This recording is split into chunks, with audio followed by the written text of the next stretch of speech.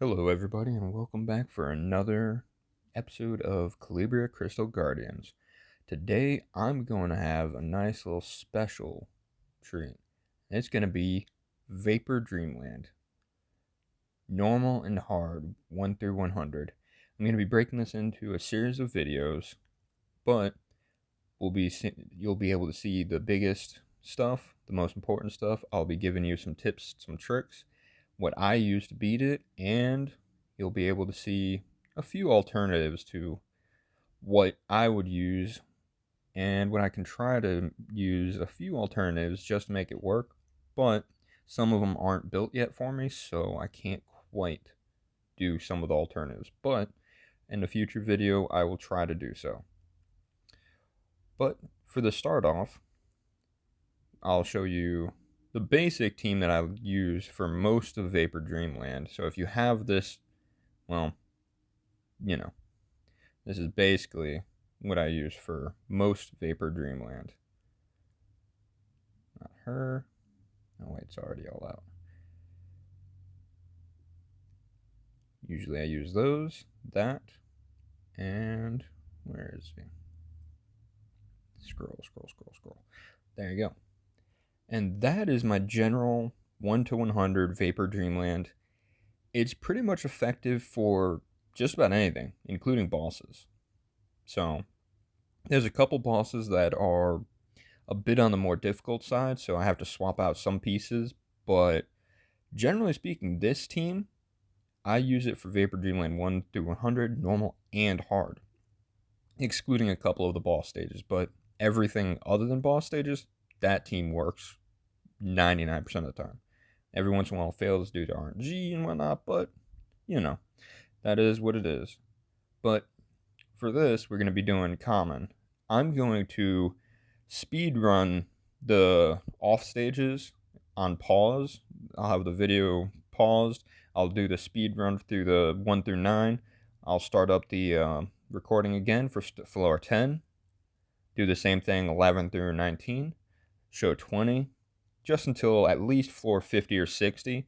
Because in all honesty, floors 1 through 50 or 60 of common I guess it's called, is way too easy, and realistically there's not much strategy to it. Most of it's just do more damage, and if you need, maybe a little bit of crowd control if your runes aren't quite up to stuff, but for the most part, unless you're brand new to the game, 1 through 50 is going to be a breeze, except for maybe a couple of bosses if you're a little newer. So that's why I'll show those just real quick. But now just to give you a few tips real quick. These Scout Mystic events, I advise not to do them, because in all honesty, they're not really worth it. More often than not, for some reason, 75% or more of the time, I get something negative. It's crazy. I've had 3 of them in a row give me negative 15 speed back to back to back, and I was like, well, okay. See, resistance 5%. That's just really not worth bothering with. So, I'm going to go. I can't really edit these videos quite yet, so what I'm going to do is just pause it, continue, and then resume the play again, and we'll see what we can do. Alright, I'll catch you guys in just a sec. Alright, and we're back. So, for the first one, floor 10, like I said, realistically, you don't need anything special for this. This is just a free, nice, easy smack. You just got to put a damage team. It's really nothing special. Like at this point, everything I have, even some of the non-nuking teams, just instantly, one-shot everything in here. See? Boom. Already done. And this one you get 50 energy. And if you're a newer player and you're not quite sure about how to do all of this, I'll give you a quick heads up. Click on this little icon on the top right with the exclamation mark, and it'll give you all this information, which is really good for newer players to read this. But for some people, if you're always curious about what's up next, every 10 floors you get a nice little reward. So every 10 floors you get one of these rewards: 70, 80, 90, and 100. I always advise, even if you're not able to get all the way up to floor 100, always push to at least get floor 70 for this skill cat. Because in this game, monsters are nice, but no monster in this game is even halfway good without being skilled up. So these skill cats are the gem of this game. In every way, skill cats are the best thing to do. Now, another tip, if you're not quite sure how to beat a certain team, a certain floor or certain anything, over here on the little tab that says recent, if you want, you can click on this down tab and you can scroll all the way up to floor 100 and see what kind of teams people are using to beat it. So if you want to beat a floor, this could help you. I'm going to try to give you some tips and tricks and stuff, but this right here could help you out if you're not quite sure how to beat it. I'll try to give you a few ideas on the higher floors, but there you go. That's a nice little helpful advice right there. And another one is, you see how this says 12, 13, and 14 at the top for stage? Always go to the highest one, stage 13. Because whenever you finish it, and then you'll see as I get in the higher floors, because I'll show you guys as I'm going up them. But as you go, always click the highest one, because you can skip the other ones. This way, nice and easy, you skip through as much of it as you can, and you use as little energy as you can. Alright, I'll get back to you guys at floor 20.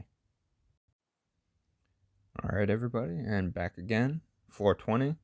Same story, really, really easy. This is not a team that you're really worried about at all. They're all really, really slow.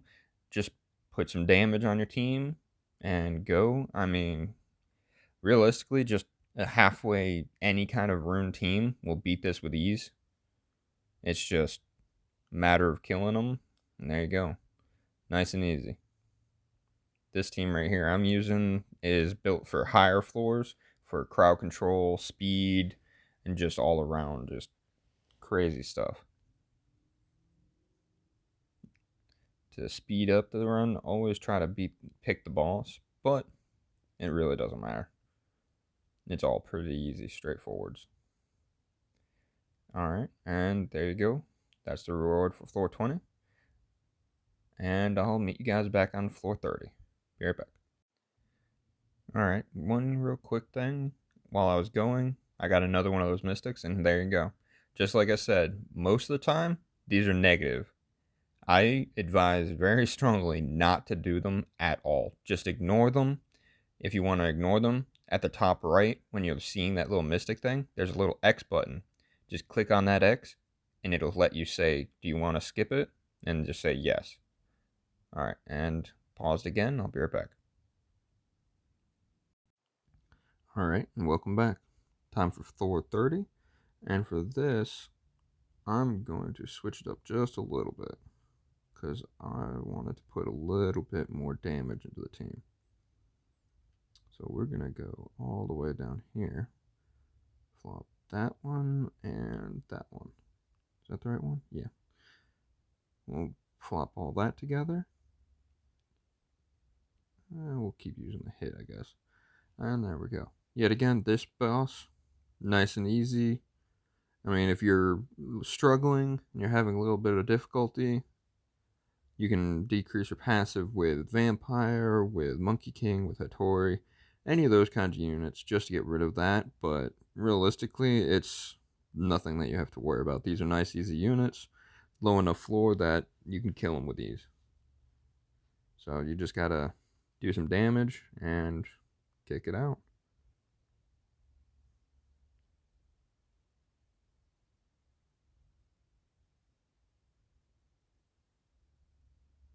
See, most of these are, if you bring nukers, I mean, it's really, really easy. See, the Spider Queen is just going to one-shot almost everything up until floor 50 or so.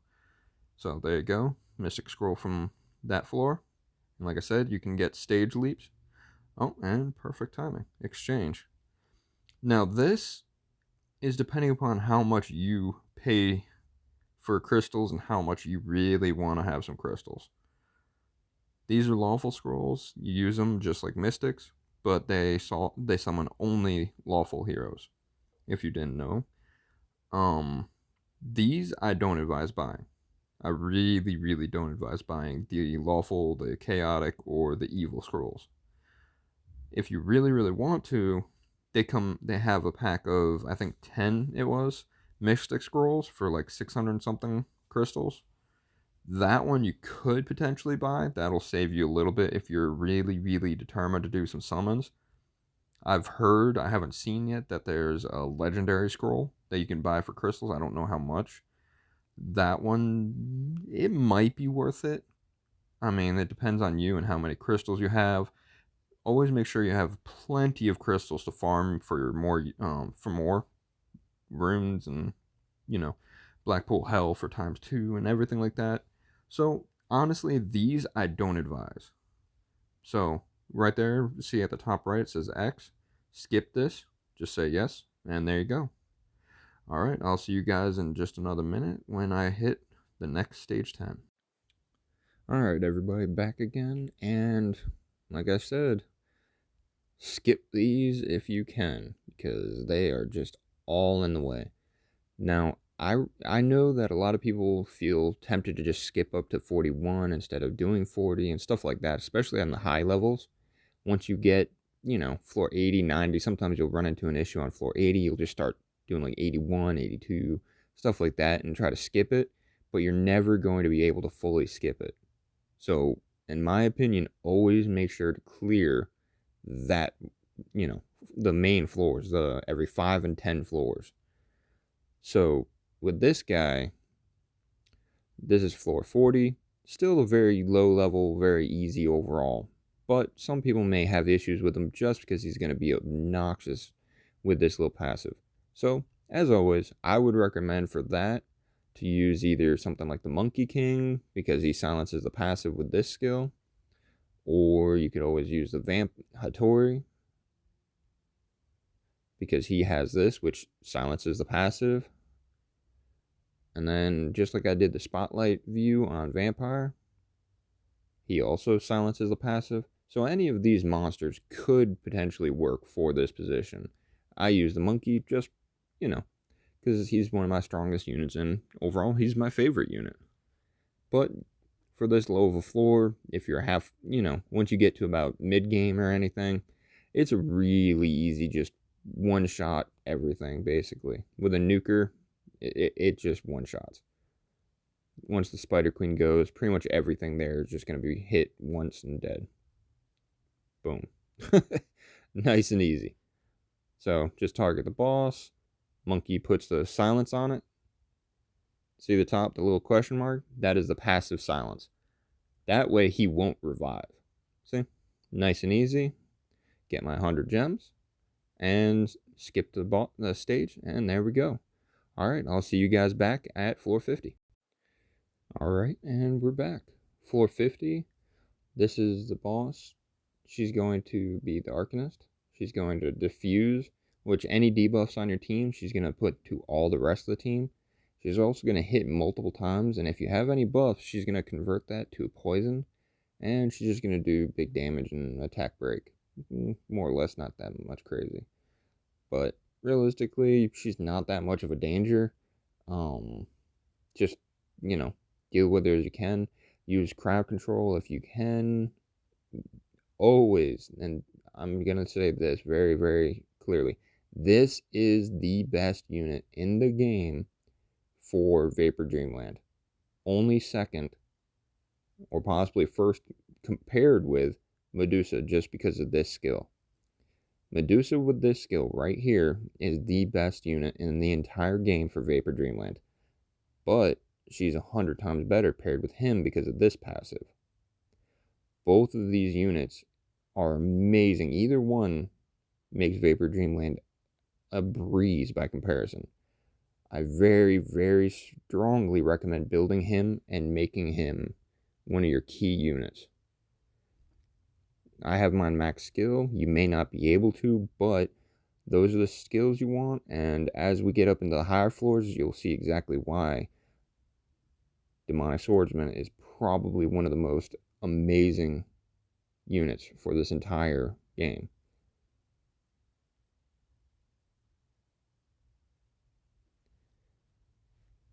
Just target her real quick. Nice and easy. She's going to die nice and quick. See, there you go. That is a demonic swordsman just going absolutely crazy. He's a pretty powerful little unit. And there you go. So we'll stop here for this video since it's already getting long. But those are the first 5 or so floor 10 bosses with a few tips and tricks. Thank you for watching. I'll catch you guys next time.